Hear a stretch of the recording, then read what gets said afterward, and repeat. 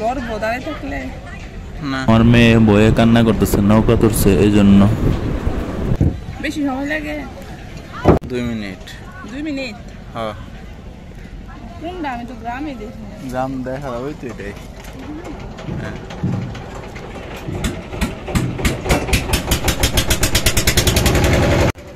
Hello everyone, সবাই কেমন আছেন? আশা করি সবাই ভালো আছেন। আমরা যাচ্ছি আজকে কিশোরগঞ্জ ডিস্ট্রিক্ট বাজিতপুর থানা আচানপুর গ্রাম। এটা নৌকা দিয়ে যেতে হয়। বাজিতপুর পাটলি গুদারঘাট থেকে আচানপুর যাইতে হয়, তাই নৌকায় উঠলাম আমরা। নৌকা দিয়ে যাচ্ছি আচানপুর গ্রামে। আর যে গ্রামটাতে যাচ্ছি এই গ্রামটা মূলত চারিদিকে পানি।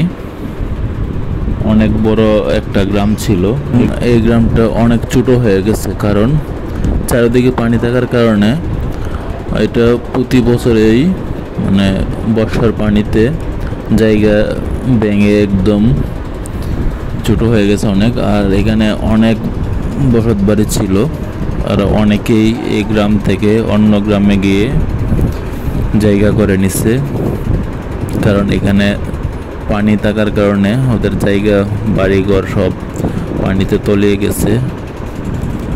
থাকার মতো আর কোনো পরিবেশ নাই। বর্ষাকাল আসলে ওদের দুর্ভোগের শেষ নাই।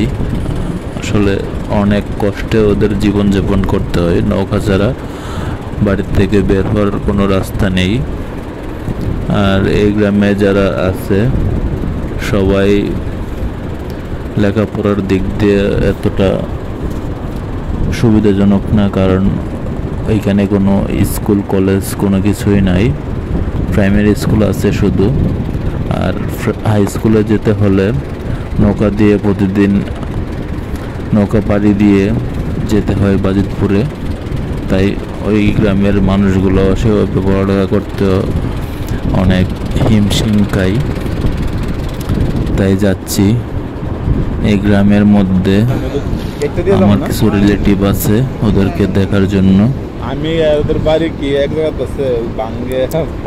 দেখুন ওই পারে চলে আসলাম, যাব পরবর্তীতে আবার অন্য একটা ভিডিওতে সবকিছু দেখাবো।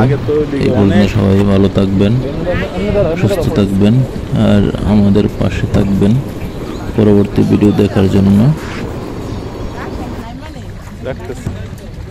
নামো।